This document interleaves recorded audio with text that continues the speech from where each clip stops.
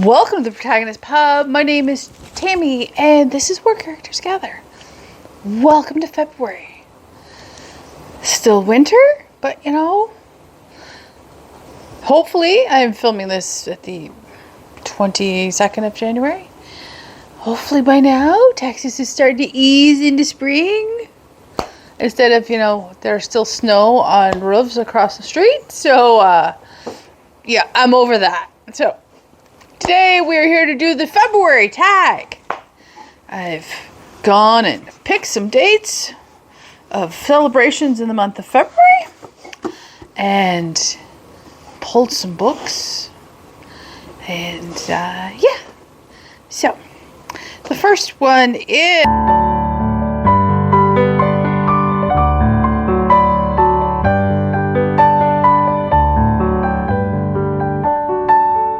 Homemade Soup Day, and this is on the 4th of February. And for this, I went and I picked out a very old fairy tale from my childhood, and I don't even know if you'd call it a fairy tale. It's folklore. Better description, folklore. And that is Stone Soup. And there's an actual book for it. Let me see if I can find the book. Okay, this is the one I remember from my childhood. This is Stone Soup by Marcia Brown, and it was published in 1947, and it is based off it's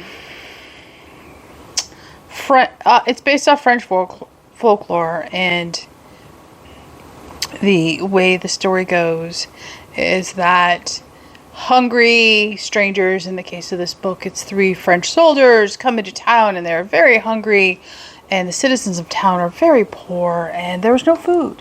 And so they convince the citizens of town that they can make soup from a stone. And that way everybody gets a meal and everybody gets something to eat. I read this countless times as a child. It appears in there are countless books based on this folklore. It appears in the folklore of many countries, not just France, Sweden, Poland, Scandinavia. It is a common theme in folklore. And it was impactful when I was a kid. So that's why I chose it for Homemade Soup Day. Okay. Next up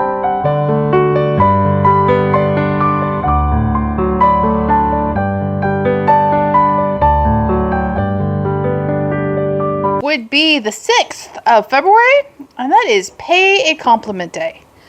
And for Pay a Compliment Day, I am going to choose Anne Shirley. And in particular, Anne of Green Gables. Anne can take any situation, no matter how bad and how distraught she's either made herself or she's, found herself in, and find the good. And she is always paying compliments to Marilla and Matthew and Diana and everyone else around her. She is just one of those uplifting without being sappy characters. And I think that is all. It's important for not just kids to learn that as they grow up. It's important for us as adults to remember that there's a reason childhood innocence exists, and there's a reason we see things through innocent eyes. And Fireball's talking at squirrels who are out today, so she's happy. Okay, next day is the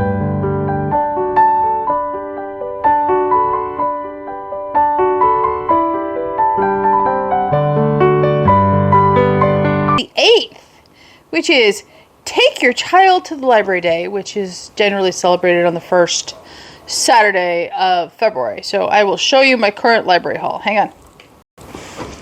Okay, current library haul. There is sort of a theme going on. Let's do the theme ones first. They will have appeared in my recommendations video for February read-alongs. And the first one would be Like Water for Chocolate by Laura Esquivel. And the second one would be When in Doubt, Add Butter by Beth Harbison. And they're both food related. Shocking, given where they appeared. And no one could possibly object to a book entitled When in Doubt, Add Butter. I'll read you the inside. As far as Gemma is concerned, her days of dating are over. In fact, it's her job to cater other people's dreams, and that's just fine by her. At 37, she has her own business, working as a private chef, and her life feels full and secure. She's got 6 steady clients who keep her more than occupied. There's Lex, the fussy but fabulous department store owner who loves oysters Rockefeller and 1950s comfort food. Willa, who needs to lose weight under doctor's orders, but still believes butter makes everything better, and boy does it. A colorful family who may or may not be part of the Russian mob, an uber-wealthy Georgetown family, the picture-perfect Van Houtens, whose matriarch is allergic to everything, and finally, a man she calls Mr. Tuesday, whom she has never met, but to whom she feels a magical attraction. For Gemma, cooking is predictable. Recipes are certain. Use good ingredients, follow the directions, and you are assured of success. Life, on the other hand, is full of variables. So when Gemma takes an unexpected turn on the road she always thought was straight and narrow, she must face her past and move on in ways she never would have imagined. Because sometimes, in life, all you need is a little hope, a lot of courage, and oh yes, butter. I am definitely going to try and read this in February. It's 335 pages and it's, big font. And I love the cover. I mean, seriously, who wouldn't love that cover? So, and last up, my library had books 1, 3, and 4 in this series, and they had, for some reason, skipped 2. It probably got lost or whatever. So, they finally ordered a new copy, and that is The Ghost of Green Glass House by Kate Milford. And this is book 2 in the Green Glass House series. It is middle grade. It is highly popular at my library right now, and I don't know if I'm going to get to it. It came in, so I took it. It may have to go back, but this is middle grade fantasy, and it's just shy of 500 pages at 471. I really loved the first book, so I am looking forward to this. If I don't get to it before it's due, I will put a new hold on it. Hopefully it comes in March. So that is my current, and for me, very small library haul. Okay. Next up would be the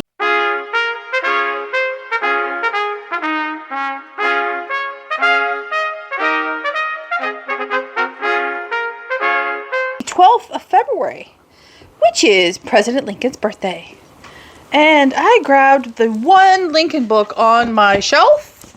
I didn't check my Kindle specifically for Lincoln books. I probably have other... It's possible there's more on my Kindle, but I pulled what was on my shelf. That is Courting Mr. Lincoln by Lois Bayard. I have not yet read this. I totally want to read this. I will read you the inside flap. When Mary Todd meets Abraham Lincoln in Springfield in the spring of 1840, he is on no one's short list to be president. A country lawyer living above a dry goods shop, he is lacking both money and manners, and his gift for oratory surprises those who meet him.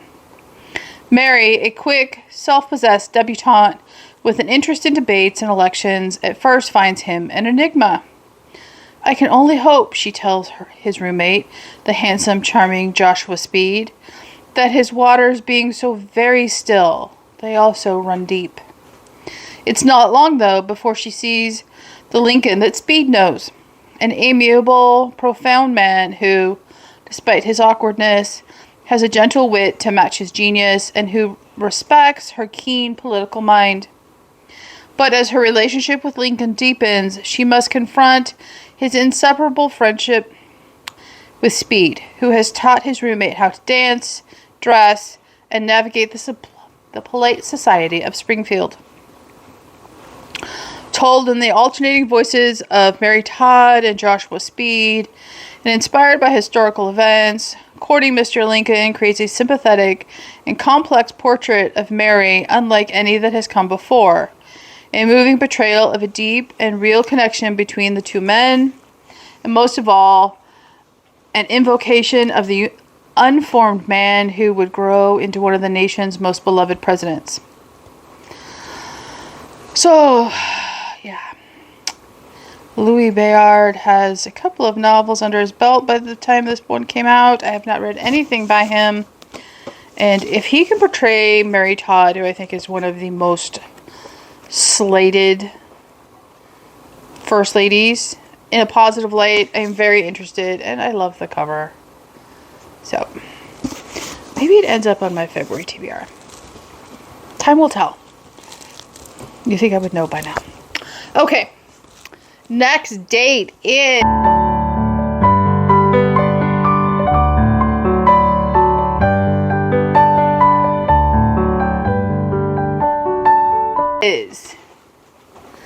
the 14th of February, which is St. Valentine's Day. This is definitely on my list. It is a buddy read with Amanda. That is Of Love and Treason by Jamie Ogle. This was a birthday gift from Amanda. I know we are both looking forward to this, and I will read you the back of this one too. Rome, AD 270. In the wake of the emperor's marriage ban, rumors swirl that there is one man brave enough to perform wedding ceremonies in secret. Public notorious, and leader of an underground church, Valentine believes the emperor's edict unjust and risks his own life for the sake of his convictions. But as his fame grows, so do fears for his safety. Iris, the daughter of a Roman jailer, believes regaining her sight will ease the mounting troubles at home. Her last hope rests in searching out Valentine and his church. But the danger of associating with people labeled a threat to the empire is great. Still, as Iris's new friend leads her to faith in God, Iris is drawn to Valentine, and they both begin to hope for a future together beyond the treacherous empire. But when a past debt and a staggering betrayal collide, Valentine, Iris, and everyone they love must fight for their lives, and wrestle with trusting a God who can restore sight, yet does not always keep his followers from peril. I'm looking forward to it, and I'm leery at the same time. And I am leery because I don't know what spin they're going to put on the early church. So we shall see. We shall see. Okay, next day.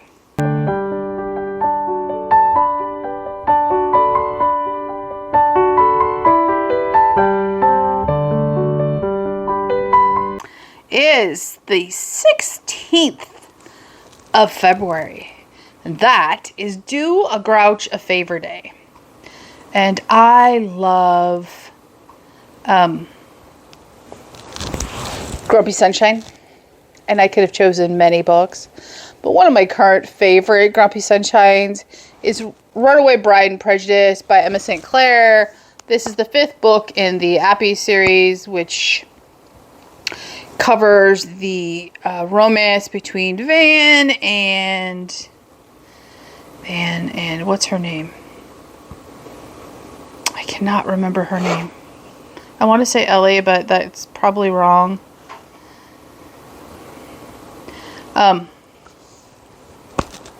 It's fantastic. You can absolutely read this as a standalone. This is a sports romance. It is a romantic comedy. It is definitely a Grumpy Sunshine. I loved this book. It was absolutely fabulous. Just like everything I've ever read from Emma, with one exception, and that was probably more me than Emma.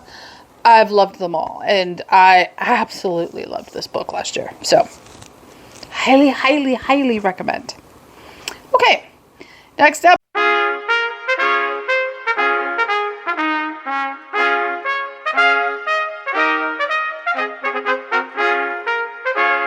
would be the 17th, which is President's Day, which is the combined celebration of Lincoln and Washington's birthdays. It is now a federal holiday. When I was we did them individually.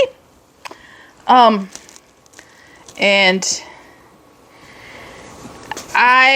because it's just generic President's Day, I'm not going to recommend a Washington or Lincoln book. I did pull out the biography of John Adams by David McCullough. I haven't read this yet. I really want to, but this is a matter of me, A, being in the mood to pick it up, and B, having the patience to sit down and closely and carefully read this tome. That is probably not going to happen until I make my way through the discovery of the English novel series of classics. And I may or may not get to this year, but when I do, I will devour it because A, McCullough writes incredible books free of nonsense. B, John Adams was an amazing president and lawyer and patriot. And C, his correspondence with Abigail is amongst some of my favorite historical correspondence of all time, and their relationship was just fantastic. So that is my presidential recommendation for President's Day. And up next would be, okay, so for President's Day, I do have a recommendation. I have not yet read it. In fact, I didn't know it existed, but this is the first book, fiction book, written by a president of the United States, and that is The Hornet's Nest by President Jimmy Carter. And I will read you the description. In his ambitious and deeply rewarding novel, Jimmy Carter brings to life the Revolutionary War as it was fought in the Deep South. It is a saga that will change the way we think about the conflict. He reminds us that much of the fight for independence took place in that region, and that it was a struggle of both great and small battles, and of terrible brutality, with neighbor turned against neighbor, the Indian support sought by both sides, and no quarter asked or given. The Hornet's Nest follows a cast of characters and their loved ones on both sides of this violent conflict, including some who are based on the author's ancestors.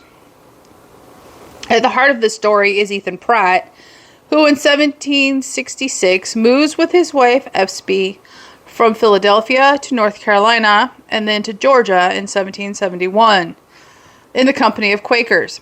On their homesteads in Georgia, Ethan and his wife form friendship with neighbors Kindred Morris and his wife Mavis.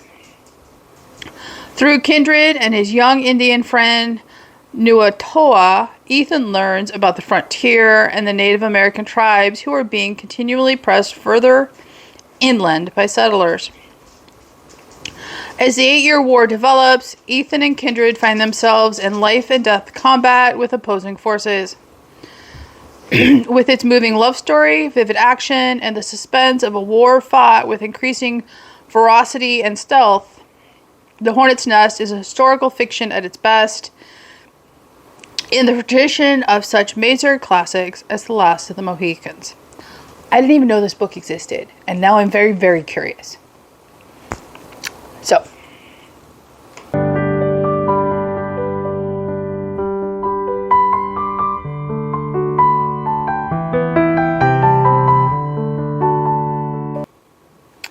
the 20th, which is National Love Your Pet Day. Insert cute montage of all the pets in this household.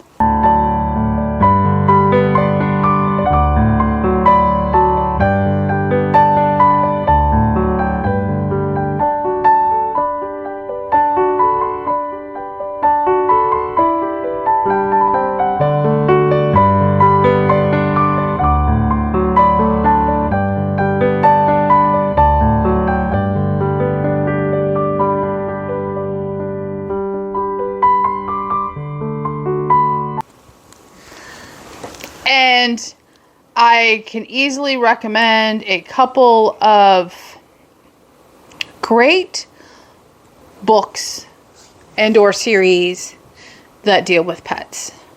First up would be Charlotte's Web by E.B. White. I loved Charlotte's Web as a child. I haven't read it in decades upon decades. However, it's impossible to forget this story. It's impossible not to love Charlotte. And really, just if you haven't read Charlotte's Web, you need to do yourself the favor and pick it up.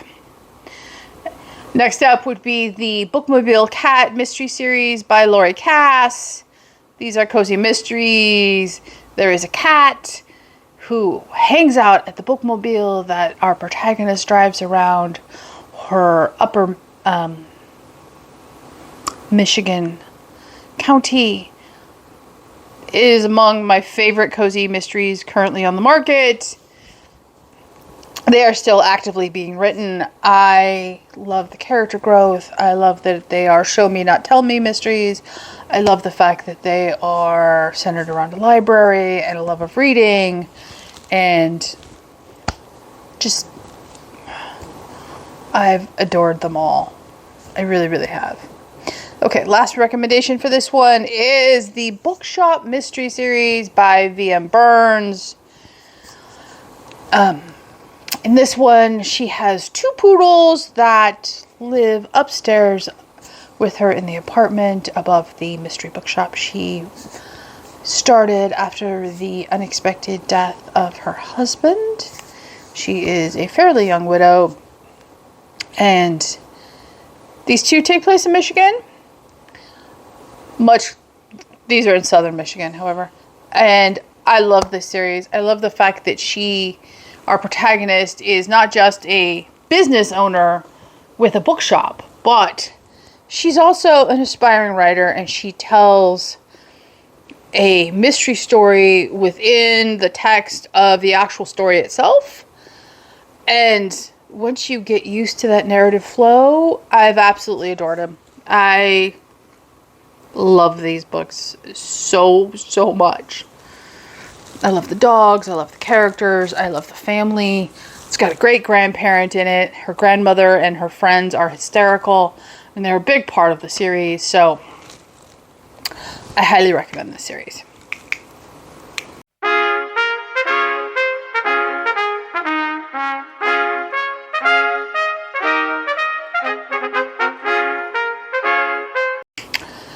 Next up is the 22nd of February, which is Washington's birthday.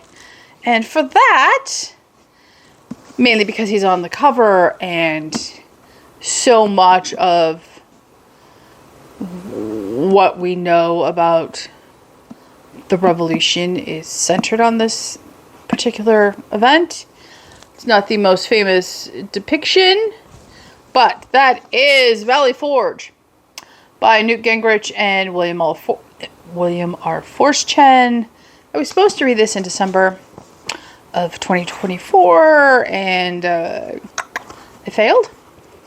And it's not because of the book. It's because, as you know, my December turned into a disaster zone, and I wasn't in the mood. It's unlikely I'm going to pick it up in February, but should I want a historical fiction that is not of my February TBR, that one may float to the top. Okay, last up.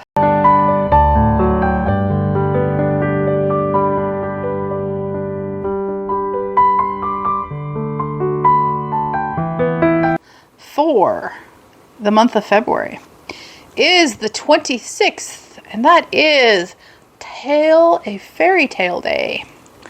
And this dovetails nicely with Taylor's February readathon. Here's Taylor's graphic. And fairy tale retellings are not my favorite thing. They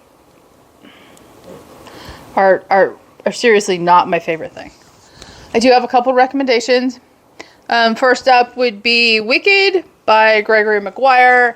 This is the Wizard of Oz from the Wicked Witch's point of view. I loved this book. It was emotional and funny and a completely different spin on the Wizard of Oz, but still very Wizard of Oz. I absolutely loved it. I cannot recommend it enough. I haven't seen the movie. I have no intention of seeing the movie. This book is free of nonsense. The movie is not. Enough said. And my last recommendation for Fairy Tale Day is one that is in my Audible library. I haven't read it yet, but I have loved everything by her that I have read. That is The Daughter of the Forest by Juliette Marillier. This is the first book of the Seven Waters series, and it is an Irish retelling of the Six Swans fairy tale. I will read you the description. Lovely Sorcia is the seventh child and only daughter of Lord Colum of Seven Waters. Bereft of a mother, she is comforted by her 6 brothers who love and protect her. Sorcia is the light in their lives, and they are determined that she will know only contentment. But Sorcia's joy is shattered when her father is bewitched by his new wife, an evil enchantress who binds her brothers with a terrible spell. A spell which only Sorcia can lift by staying silent. If she speaks before she completes the quest set to her by the fair folk and their queen, the Lady of the Forest, she will lose her brothers forever. When Sorcia is kidnapped by enemies of the Seven Waters and taken to a foreign land, she is torn between the desire to save her beloved brothers and a love that comes only once. Sorcia despairs that she will never be able to complete her task, but the magic of the fair folk knows no boundaries, and love is the strongest magic of all. I will warn you that while doing research for this prompt in particular, many of the comments are full of trigger warnings. If you need a trigger warning and this sounds interesting to you, then I suggest you go look up the comments. I think that's all nonsense, as we know, so I'm not going to share them here. Will tell you that Juliette Marillier writes beautifully. They are great listens on Audible, and I'm excited for this. So, that is the February prompt, or the February tag. Like always, feel free. There are so many celebrations in every month that it would be hard to duplicate, the less obvious ones. Find anything new and exciting? Leave a comment down below, like and subscribe, and I will see you here next time at the Protagonist Pub.